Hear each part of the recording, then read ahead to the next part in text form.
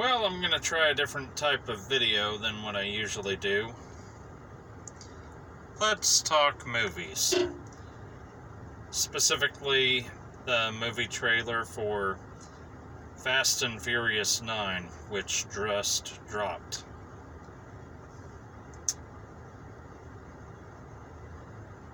Looks like in this installment we're going to have a brother,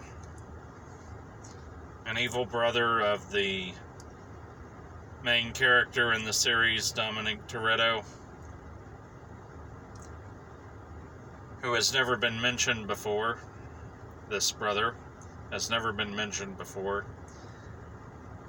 And it looks like they're bringing back Han, who was seemingly killed a couple movies back.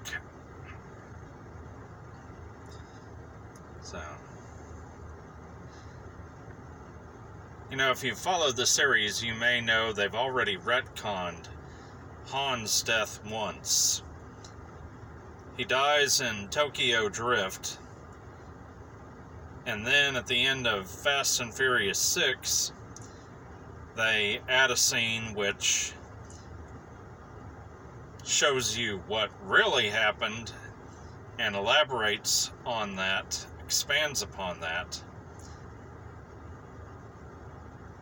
That actually works, and that sort of plot device or plot development as a series goes on does not always work, in my opinion.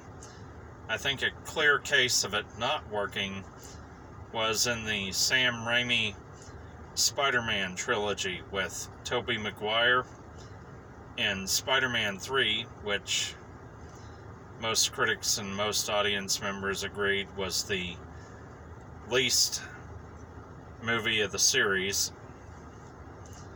They attempted to introduce and retcon some things about what happened with Uncle Ben's death in the first Spider-Man movie, and it just didn't work. And I really think when they retconned what happened in Han's death on Fast and Furious 6 and showed us more of what actually happened, his death at the hand of Deckard Shaw, I think it added to the storyline of the series. I don't know if this is going to work, doing it again. I understand that they wanted to bring him back.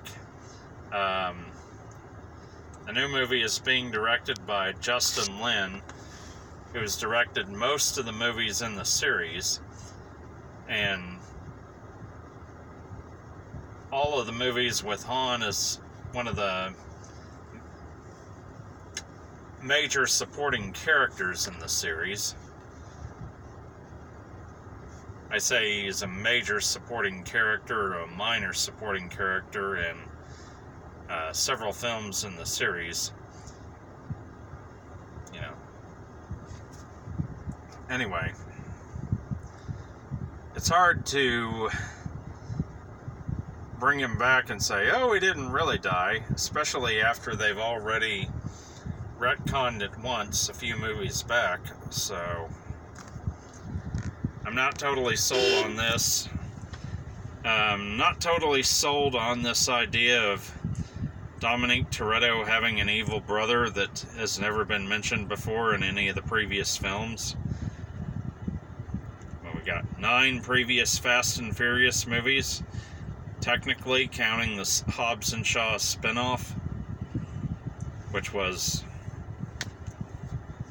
had the same characters, but the action scenes look pretty good. I will say that.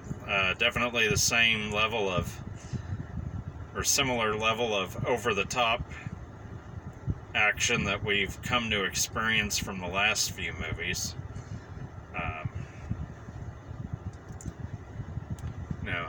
Looks like they're going to be bringing back Jordana Brewster as Mia Toretto, or maybe it's Mia O'Connor. I can't remember if she and the character Brian O'Connor, which was played by Paul Walker, ever got married officially in the movie series, but looks like they're bringing her back.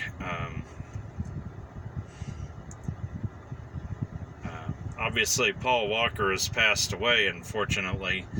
They can't really bring him back, but who knows, they may try to insert a scene with a body double and CGI image of his likeness. They certainly can do that now in movies. I don't think it would be appropriate to bring him back for more than maybe a brief cameo, but I guess the word is still out yet on how they're going to handle that.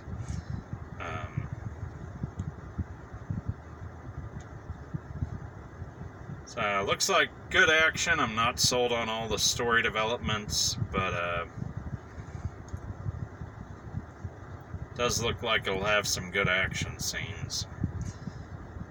Definitely looks like it's going to be the type of action where you got to continue to turn your brain off when you enter the theater, but you know, I hope it's better than Fate of the Furious. My opinion, my humble opinion, I think Fate of the Furious was probably the weakest entry in the series, in my opinion, or definitely one of the weakest of the films in the series.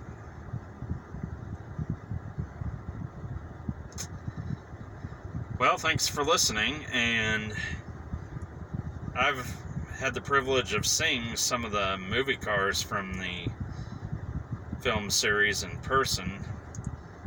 Want to check out some of my prior videos, like my Beeline Bennett Goes to SEMA video.